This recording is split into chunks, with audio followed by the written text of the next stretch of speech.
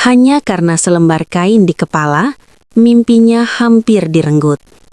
Tapi justru dari penolakan itulah, takdir terbaik datang menghampirinya. Assalamualaikum dan halo semuanya. Sebelum kita mulai kisah yang penuh haru dan makna ini, jangan lupa dukung channel ini dengan klik tombol like, subscribe, dan aktifkan lonceng notifikasi agar kalian tidak ketinggalan cerita-cerita inspiratif lainnya. Dukungan kalian sangat berarti dan membuat kami terus semangat menghadirkan kisah terbaik untuk kalian. Sekarang kita mulai ceritanya. Nadira tumbuh di keluarga sederhana di pinggiran kota. Rumahnya tidak besar, hanya bangunan lama dengan dinding yang beberapa bagiannya mulai retak. Ayahnya dulu bekerja sebagai sopir antar kota, tetapi sejak 2 tahun terakhir, kesehatannya menurun. Penyakit paru-paru membuatnya lebih sering terbaring daripada bekerja. Ibunya membantu kebutuhan rumah dengan menerima jahitan dari tetangga sekitar. Sejak kecil, Nadira terbiasa melihat orang tuanya berjuang tanpa banyak mengeluh. Ia belajar bahwa hidup tidak selalu mudah, tetapi selalu ada cara untuk bertahan. Ia juga tumbuh dalam lingkungan yang menanamkan nilai agama dengan kuat. Hijab yang ia kenakan sejak SMA bukanlah paksaan keluarga. Itu adalah keputusan yang lahir dari pemahaman dan keyakinannya sendiri. Setelah lulus kuliah dengan nilai baik di jurusan manajemen bisnis, Nadira menyimpan satu harapan besar, mendapatkan pekerjaan layak agar bisa membantu pengobatan ayahnya dan memperbaiki kondisi ekonomi keluarga. Ia tidak bermimpi menjadi kaya raya, ia hanya ingin keluarganya hidup lebih tenang. Kesempatan itu datang ketika ia menerima panggilan wawancara dari sebuah perusahaan nasional di ibu kota. Perusahaan itu dikenal besar, memiliki banyak cabang dan menawarkan gaji yang jauh di atas rata-rata. Bagi Nadira, itu seperti pintu yang terbuka setelah sekian lama ia mengetuk. Hari wawancara tiba. Nadira berangkat pagi-pagi dengan bus antar kota. Ia mengenakan kemeja putih rapi, rok hitam sederhana, dan hijab abu-abu yang disetrika dengan hati-hati oleh ibunya malam sebelumnya. Di dalam tasnya ada map berisi dokumen, sertifikat, dan doa yang tak terucap. Gedung perusahaan itu menjulang tinggi. Lobi luas dengan lantai marmer mengkilap membuatnya sempat merasa kecil. Namun ia berusaha tenang. Ia sudah mempersiapkan diri dengan baik. Wawancara berlangsung lancar. Ia mampu menjawab dengan jelas dan terstruktur. Pengalamannya magang serta beberapa proyek kecil selama kuliah menjadi nilai tambah. Pewawancara terlihat puas dengan jawabannya. Hingga akhirnya, suasana berubah ketika pembahasan masuk pada penempatan posisi dan kebijakan perusahaan. Nadira mendengarkan dengan tenang ketika pihak HRD menjelaskan bahwa untuk posisi tertentu, perusahaan memiliki standar penampilan yang menyesuaikan kebutuhan klien. Dalam penjelasan yang terdengar formal dan profesional itu, terselip satu kalimat yang membuat jantung Nadira berdegup lebih lambat. Karyawan perempuan di posisi tersebut diharuskan tidak mengenakan hijab. Tidak ada nada kasar, tidak ada tekanan yang terlihat memaksa. Semuanya disampaikan sebagai aturan perusahaan. Bagi Nadira, justru itulah yang membuatnya berat. Permintaan itu disampaikan seolah wajar, seolah hanya penyesuaian kecil yang bisa dilakukan demi karir. Dalam pikirannya, banyak hal berputar cepat. Ia teringat ayahnya yang semakin sering batuk di malam hari. Ia teringat ibunya yang menjahit hingga larut. Ia teringat bagiran obat yang belum sepenuhnya terbayar. Gaji yang ditawarkan perusahaan itu cukup untuk menutup semua kebutuhan tersebut, bahkan lebih. Ia tidak langsung menjawab. Ia menarik napas panjang, mencoba menata pikirannya. Bagi sebagian orang, melepas hijab mungkin dianggap hal sederhana. Namun bagi Nadira, itu bukan sekedar atribut kerja. Itu bagian dari komitmennya kepada Tuhan dan kepada dirinya sendiri. Keputusan yang diambil dalam ruangan itu akan mempengaruhi bukan hanya karirnya, tetapi juga cara ia memandang dirinya sendiri ke depan. Akhirnya, dengan suara yang tetap tenang, ia menyampaikan bahwa ia tidak bisa memenuhi syarat tersebut. Tidak ada perdebatan panjang, pihak perusahaan menghargai keputusannya, tetapi tetap menyatakan bahwa aturan tidak dapat diubah untuk satu orang. Wawancara ditutup secara profesional. Nadira keluar dari gedung itu dengan langkah yang lebih pelan dari saat ia masuk. Ia tidak marah, ia juga tidak menyalahkan siapapun. Ia hanya merasa ada jarak antara kenyataan dan harapan yang tadi pagi masih terasa begitu dekat. Di perjalanan pulang, ia memandang keluar jendela bus. Gedung-gedung tinggi perlahan berganti dengan rumah-rumah kecil dan sawah di pinggir jalan. Ia tahu bahwa keputusan yang diambilnya bukan keputusan mudah. Namun ia juga tahu bahwa ia tidak ingin menukar keyakinannya dengan rasa aman yang belum tentu membawa ketenangan. Sampai di rumah, ibunya langsung menyambut dengan wajah penuh harap. Nadira tidak menceritakan semuanya secara detail. Ia hanya mengatakan bahwa ia belum diterima. Ibunya tidak bertanya lebih jauh. Ia hanya mengangguk dan menyuruh Nadira beristirahat. Malam itu Nadira duduk sendirian di kamar. Ia membuka kembali email panggilan wawancara yang dulu membuatnya begitu bahagia. Ia tidak menangis keras, namun ada rasa sesak yang sulit dijelaskan. Ia merasa gagal meskipun ia tahu ia tidak melakukan kesalahan. Beberapa hari setelah itu, ia kembali mencari lowongan pekerjaan lain. Ia mengirim lamaran ke berbagai perusahaan, baik di kota maupun luar kota. Namun respon yang datang tidak banyak, sebagian besar bahkan tidak membalas. Sementara itu, kondisi ayahnya belum membaik. Biaya pengobatan tetap berjalan. Nadira mulai berpikir untuk melakukan apa saja yang bisa menghasilkan uang selama tetap sesuai dengan prinsipnya. Ia memutuskan membantu ibunya lebih serius. Ia memperbaiki sistem pencatatan pesanan jahitan, membuat daftar pelanggan tetap, dan mencoba mempromosikan jasa jahit ibunya melalui media sosial sederhana. Ia juga menawarkan jasa desain kemasan produk kecil-kecilan kepada pelaku usaha rumahan di sekitar kota. Pendapatannya tidak besar, kadang cukup, kadang tidak. Namun perlahan ia mulai memahami sesuatu. Bekerja tidak selalu harus melalui pintu besar yang terlihat mewah. Kadang pintu kecil yang dibuka dengan sabar justru lebih sesuai. Keputusan menolak syarat perusahaan itu tidak membuat hidupnya langsung membaik. Ia tetap menghadapi kesulitan yang sama. Namun ada satu hal yang tidak berubah. Ia tidak kehilangan rasa hormat pada dirinya sendiri. Setiap kali ia melihat bayangannya di cermin dengan hijab yang masih terpasang rapi, ia merasa tenang. Mungkin jalannya tidak semudah yang ia bayangkan. Mungkin ia harus berjuang lebih lama. Tetapi ia percaya bahwa rezeki tidak hanya datang dari satu tempat. Penolakan itu tidak hanya berdampak pada Nadira, tetapi juga pada keadaan rumah yang semakin terasa sempit oleh beban pikiran. Ayahnya semakin jarang keluar kamar. Batuknya lebih sering terdengar di malam hari. Obat yang harus ditebus setiap bulan harganya tidak pernah turun. Tabungan keluarga hampir habis. Suatu sore, Nadira melihat ibunya duduk lama di ruang tengah dengan buku catatan kecil di tangan. Di halaman itu tertulis daftar pengeluaran, listrik, air, beras, obat, dan beberapa kebutuhan lain yang tidak bisa ditunda. Angkanya lebih besar dari pemasukan bulan itu. Ibunya tidak mengeluh. Ia hanya terdiam, memikirkan cara menutup kekurangan. Malam itu Nadira mendengar percakapan pelan dari kamar orang tuanya. Ayahnya mengatakan bahwa mungkin ia harus berhenti membeli obat tertentu yang harganya mahal. Katanya ia masih bisa menahan sesak selama tidak terlalu banyak bergerak. Ibunya menolak dengan suara bergetar, tetapi tidak punya jawaban pasti. Nadira berdiri di balik pintu, menahan nafas. Ia merasa gagal, bukan karena ditolak perusahaan besar, tetapi karena belum mampu mengubah keadaan. Beberapa hari kemudian, ia mencoba melamar lagi ke beberapa perusahaan lain. Ia mengikuti wawancara daring dan tes tertulis. Namun hasilnya hampir sama. Sebagian tidak memberi kabar, sebagian lagi menolak dengan alasan yang tidak jelas. Ia mulai menyadari bahwa persaingan kerja jauh lebih ketat dari yang ia bayangkan. Tekanan datang dari arah yang tidak ia duga. Seorang tetangga yang mengetahui ia pernah dipanggil perusahaan besar berkata bahwa seharusnya ia lebih fleksibel. Menurutnya, melepas hijab saat jam kerja bukanlah masalah besar jika itu bisa menyelamatkan kondisi keluarga. Ucapan itu disampaikan tanpa niat menyakiti, tetapi cukup membuat Nadira berpikir. Ia tidak langsung marah, ia hanya diam. Di dalam kamar, ia duduk lama menatap laptop yang layarnya mulai redup karena usia. Ia membayangkan kembali ruangan wawancara itu, membayangkan jika waktu bisa diputar ulang, membayangkan jika ia mengatakan ya hari itu.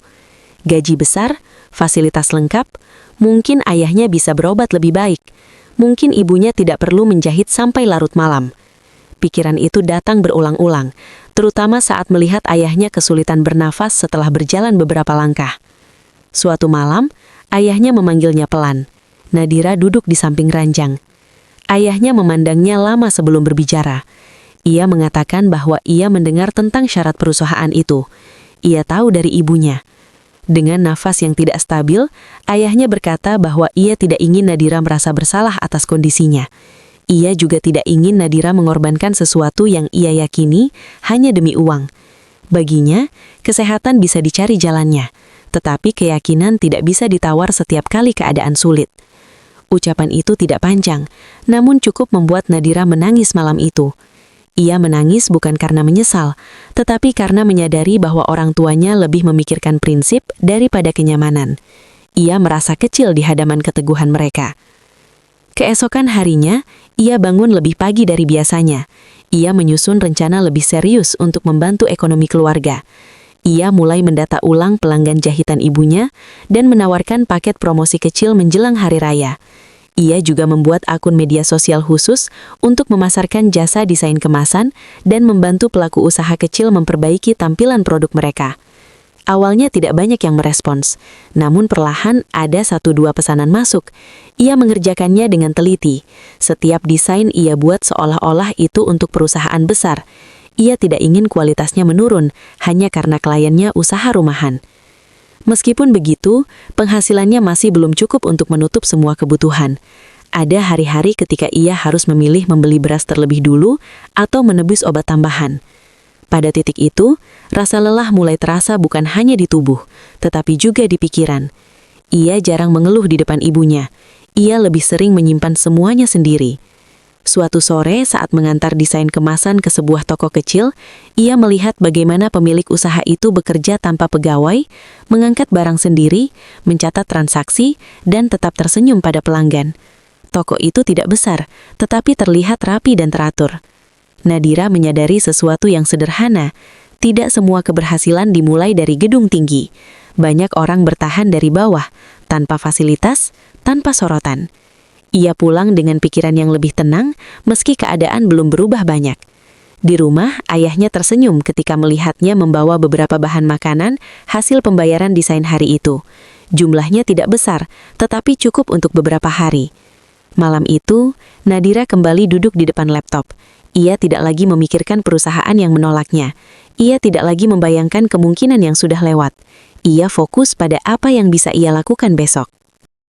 Pesanan kemasan dari usaha makanan ringan itu berbeda dari biasanya. Jumlah produknya lebih banyak dan rencananya akan dipasarkan ke beberapa kota sekaligus. Pemilik usaha tersebut, Pak Rudi, mengatakan bahwa ia sedang bekerja sama dengan seorang investor baru yang ingin mengembangkan usahanya lebih serius. Nadira tidak terlalu memikirkan siapa investor itu. Baginya, yang penting desain selesai tepat waktu dan sesuai permintaan. Ia mulai dengan riset sederhana. Ia mempelajari produk yang dijual, target pasar, serta harga yang ingin ditetapkan. Ia membuat beberapa alternatif desain, memperhatikan warna, komposisi tulisan, dan tata letak logo agar terlihat lebih profesional dibanding kemasan lama yang masih sederhana. Selama hampir 1 minggu, ia fokus penuh pada proyek itu. Ia bolak-balik memperbaiki detail kecil. Beberapa kali ia mengganti kombinasi warna karena hasil cetak percobaan tidak sesuai harapan. Ia tidak ingin hasil akhirnya terlihat asal jadi. Ketika desain hampir selesai, Pak Rudi menghubunginya kembali. Kali ini ia meminta Nadira datang langsung ke tempat produksi untuk presentasi singkat di depan investor yang akan mendanai perluasan usaha tersebut. Nadira sempat ragu. Ia jarang melakukan presentasi langsung.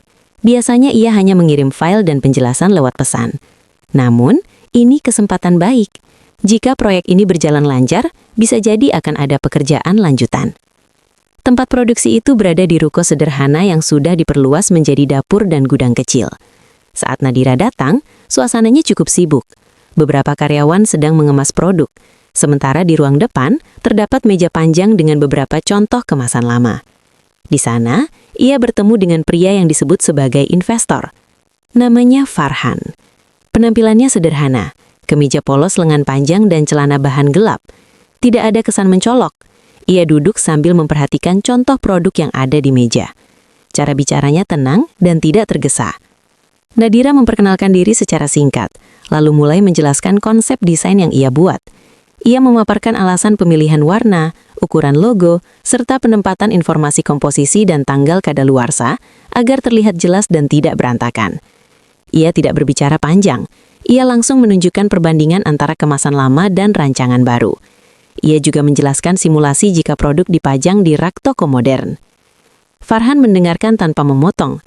Sesekali ia mengangguk, lalu mengajukan pertanyaan yang cukup detail, seperti biaya tambahan cetak jika menggunakan lapisan doff atau efek glossy, serta daya tahan tinta terhadap penyimpanan lama. Nadira menjawab berdasarkan pengetahuannya. Jika ada yang belum pasti, ia akan memastikan kembali ke percetakan. Pertemuan itu berlangsung sekitar 1 jam. Tidak ada suasana tegang. Tidak ada pembicaraan di luar pekerjaan. Di akhir presentasi, Farhan mengatakan bahwa konsep desain tersebut sesuai dengan rencana ekspansi usaha. Ia meminta Nadira menyesuaikan sedikit ukuran font pada bagian informasi gizi agar lebih terbaca. Beberapa hari kemudian, desain itu disetujui dan langsung masuk proses cetak massal. Bagi Nadira, proyek itu berarti tambahan penghasilan yang cukup besar dibanding pesanan biasanya. Uang muka yang diterima langsung ia gunakan untuk membeli obat ayahnya dan melunasi beberapa kebutuhan rumah yang sempat tertunda. Namun, kerjasama tidak berhenti di situ. Setelah kemasan baru beredar, penjualan produk meningkat. Pak Rudi kembali menghubungi Nadira untuk membantu membuat desain materi promosi tambahan, banner, katalog kecil, dan tampilan untuk pemasaran online. Dalam salah satu kunjungan berikutnya ke tempat produksi, Nadira kembali bertemu Farhan. Kali ini suasana lebih santai, karena pembahasan sudah masuk tahap evaluasi hasil penjualan. Farhan menanyakan bagaimana Nadira mempelajari desain kemasan secara detail, meskipun ia bukan lulusan desain grafis murni. Nadira menjelaskan bahwa ia belajar secara otodidak sejak kuliah, dan sering mengikuti pelatihan daring gratis untuk meningkatkan kemampuannya. Farhan terlihat memperhatikan dengan serius. Ia juga bertanya apakah Nadira pernah bekerja di perusahaan besar sebelumnya. Pertanyaan itu membuat Nadira terdiam sesaat. Ia menjawab bahwa ia pernah mengikuti proses seleksi, tetapi tidak lanjut karena ada syarat yang tidak bisa ia penuhi. Ia tidak menjelaskan panjang lebar, ia hanya mengatakan bahwa saat itu belum cocok. Farhan tidak mengejar penjelasan, ia hanya mengangguk pelan. Beberapa hari setelah itu, Farhan meminta bertemu lagi untuk membahas rencana ekspansi yang lebih luas. Kali ini bukan hanya tentang desain kemasan, tetapi juga strategi branding jangka panjang. Nadira mulai menyadari bahwa keterlibatannya bukan lagi sebatas desainer lepas. Ia diminta memberi masukan tentang konsep merek, segmentasi pasar, dan cara membangun citra produk agar bisa masuk ke toko modern besar. Tanggung jawab itu lebih besar dari yang pernah ia tangani sebelumnya. Ia sempat merasa ragu, tetapi Farhan mengatakan bahwa ia melihat kemampuan analisis yang jarang dimiliki desainer pemula. Nadira menerima tanggung jawab itu dengan satu syarat. Ia butuh waktu untuk mempelajari lebih dalam sebelum memberi keputusan. Farhan menyetujuinya. Kerjasama mereka semakin intens. Pertemuan tidak terlalu sering, tetapi cukup untuk membuat komunikasi profesional terjalin dengan baik. Nadira mulai melihat bahwa Farhan bukan sekedar investor pasif. Ia memahami detail usaha dan terlibat langsung dalam pengembangan produk. Suatu sore setelah rapat kecil selesai, Farhan meminta waktu berbicara secara pribadi, bukan tentang desain atau promosi. Ia mengatakan bahwa beberapa waktu lalu, ia merasa pernah melihat nama Nadira di dokumen perusahaan lain yang pernah ia evaluasi. Ia belum memastikan, tetapi ia mengingat catatan tentang seorang pelamar yang menolak melepas hijab untuk posisi tertentu. Nadira terdiam, ia tidak menyangka hal itu akan muncul kembali. Farhan mengatakan bahwa ia adalah pemilik utama perusahaan tersebut.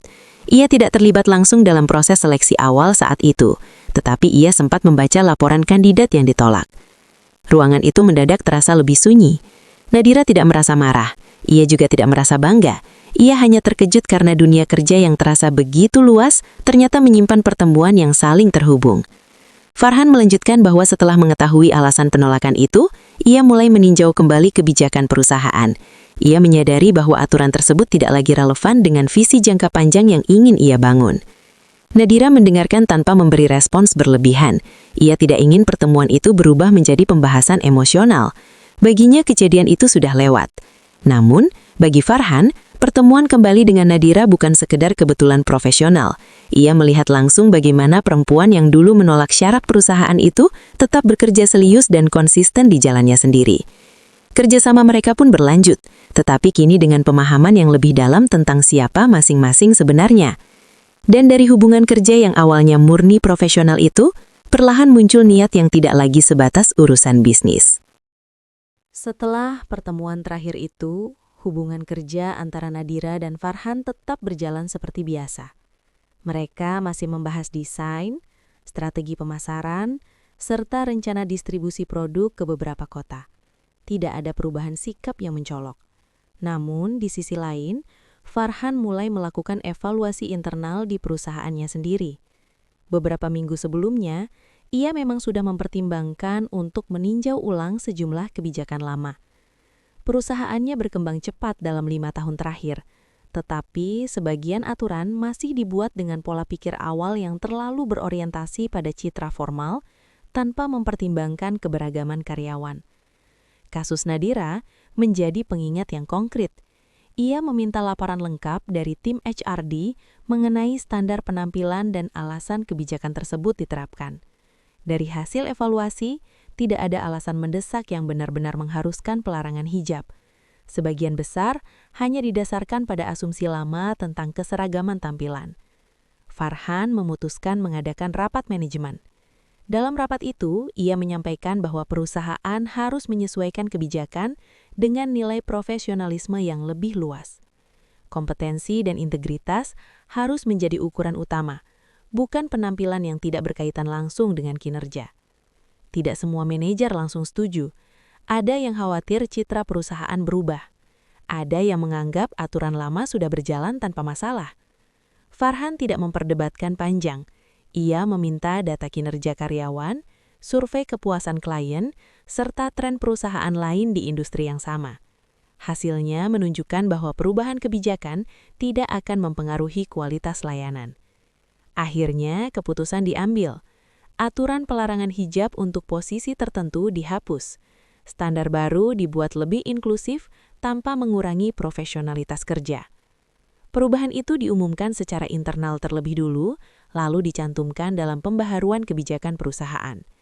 Sementara itu, Nadira tetap fokus pada proyek usaha makanan ringan yang ia tangani. Produk tersebut mulai masuk ke beberapa minimarket lokal. Desain kemasan yang ia buat mendapat respons positif karena terlihat lebih rapi dan informatif.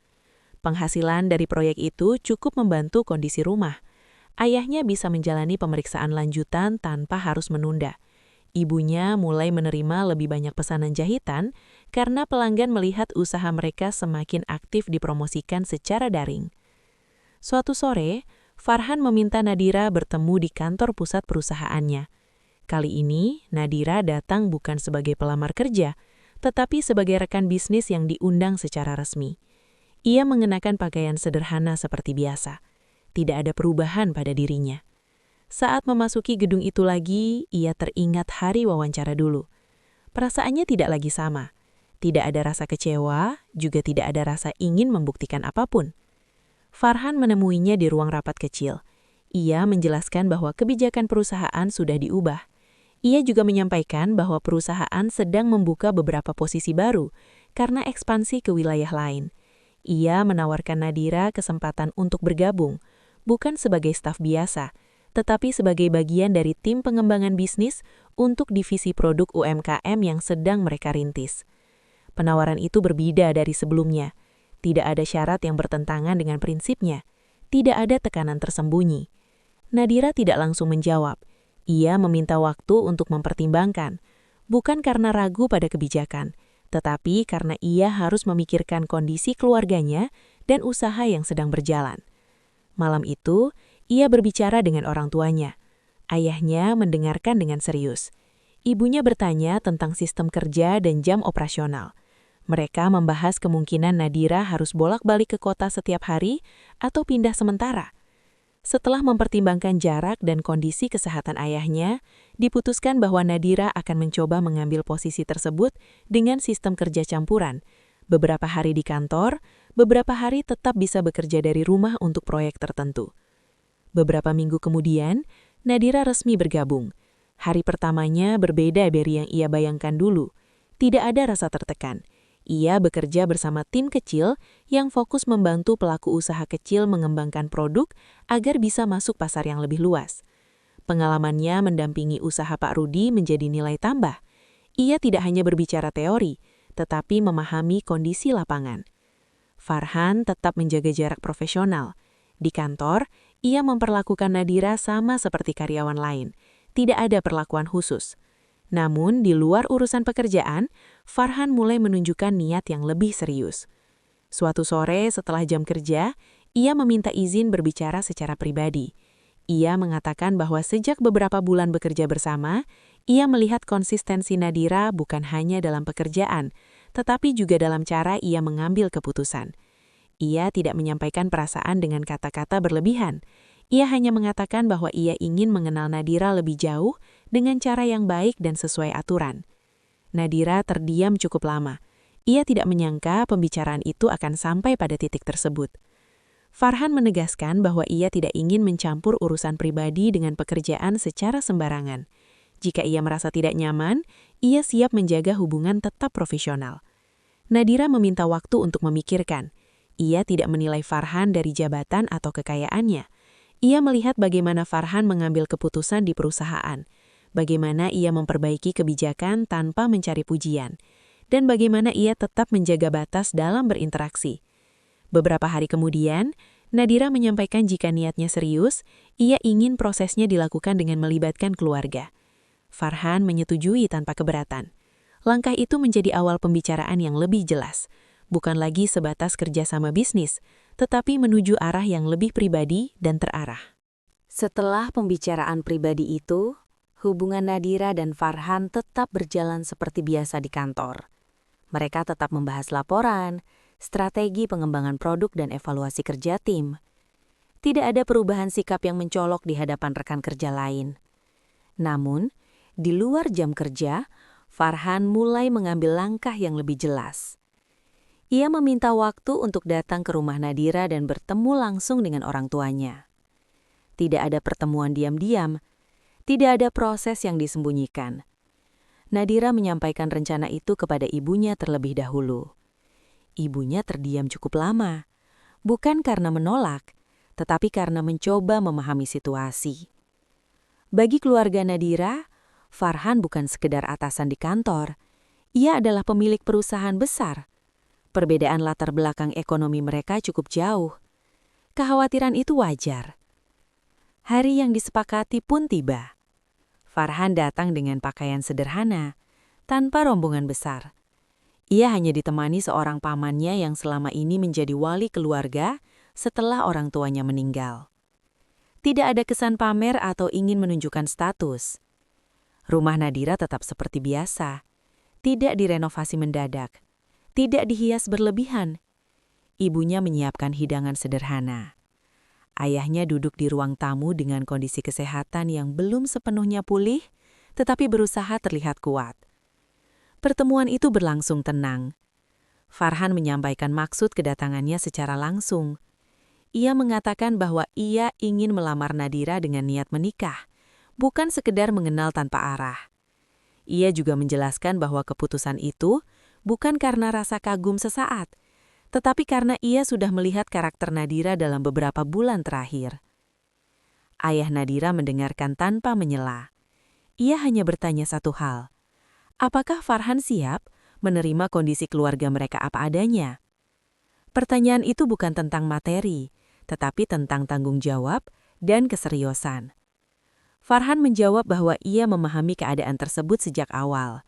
Ia tidak melihat keluarga Nadira sebagai beban, melainkan bagian dari kehidupan yang harus dihormati. Pembicaraan berlangsung cukup lama. Mereka membahas rencana ke depan, tempat tinggal, serta pekerjaan Nadira setelah menikah. Farhan tidak meminta Nadira berhenti bekerja, ia justru menghargai kemampuan dan dedikasinya.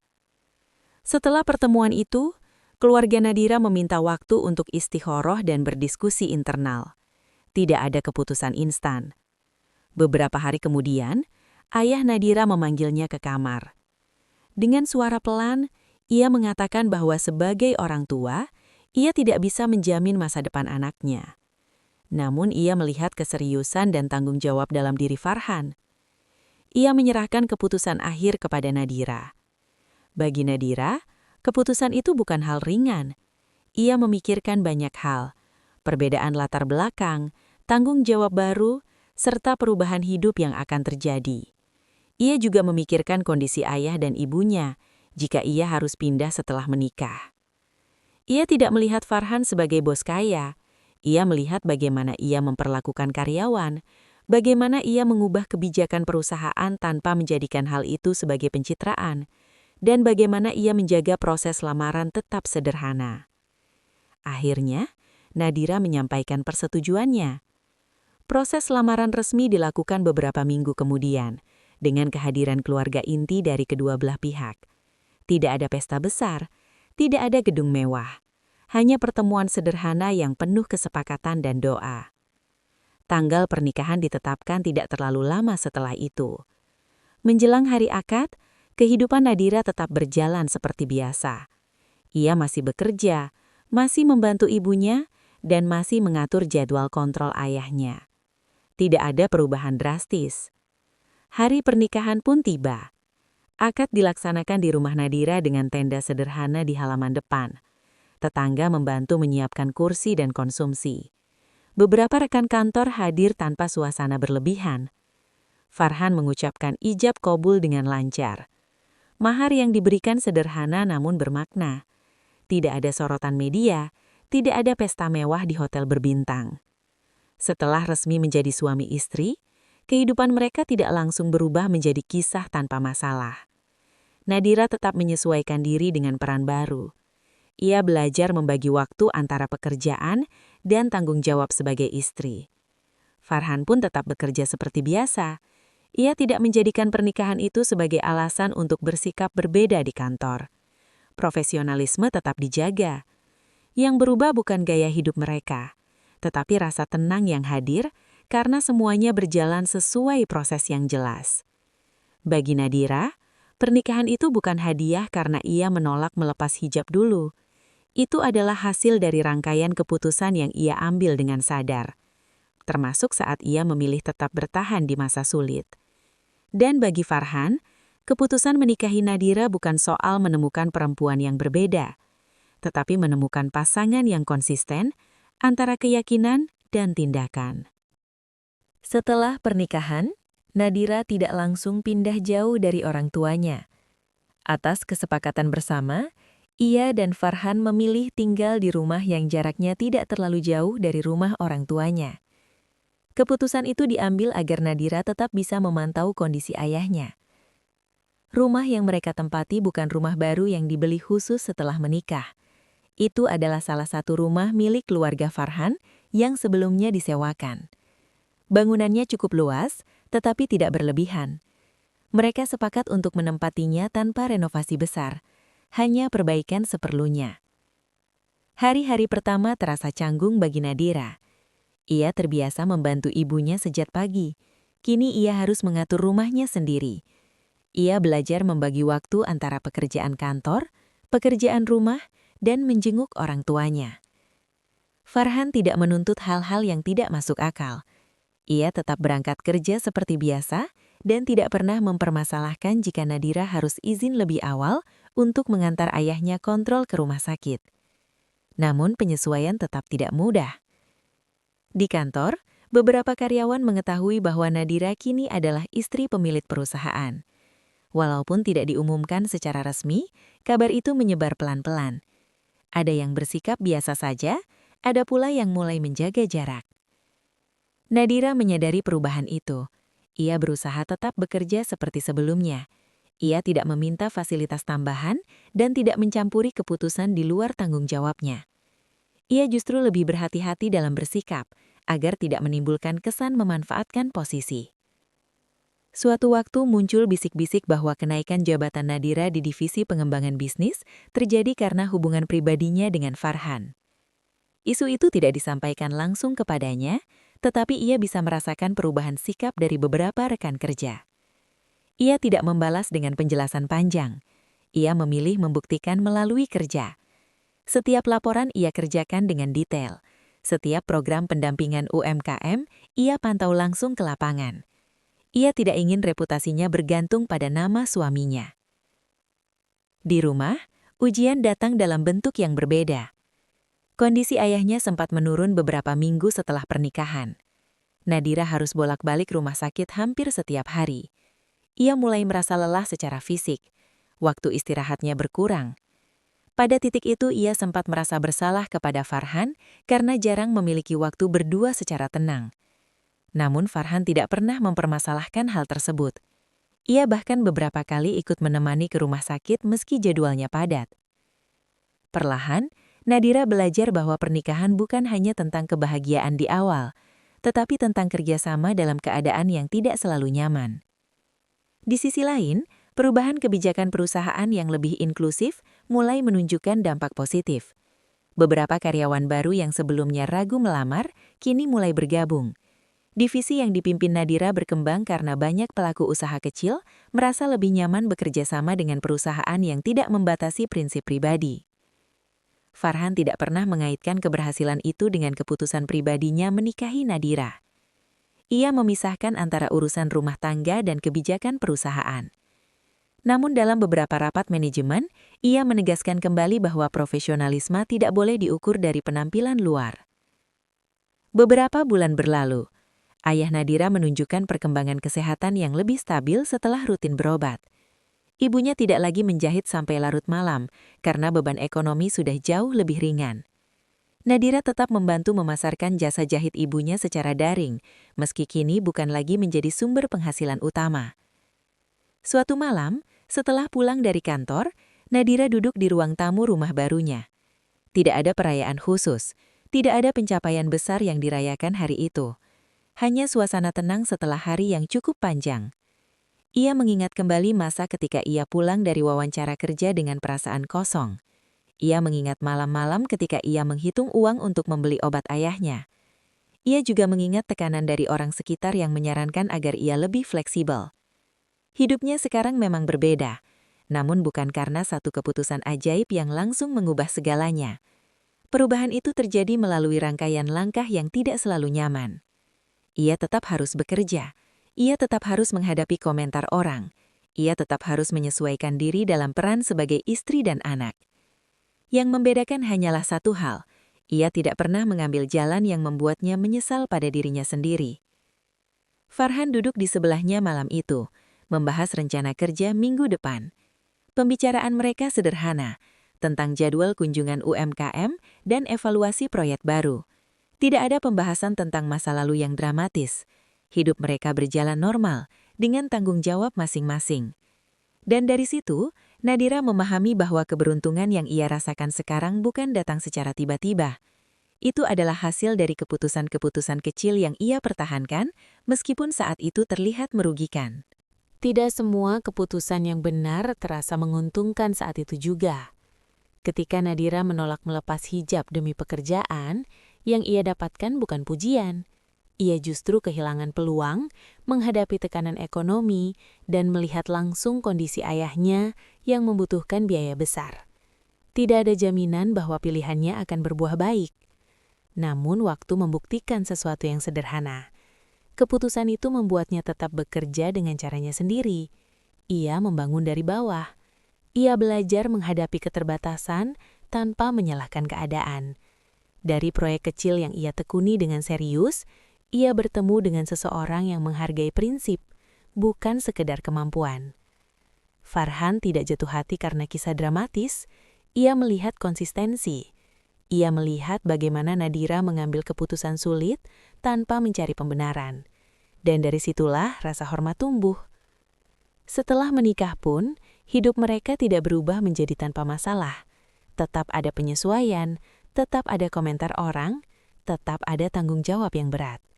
Namun semuanya dijalani tanpa perlu menyesali masa lalu.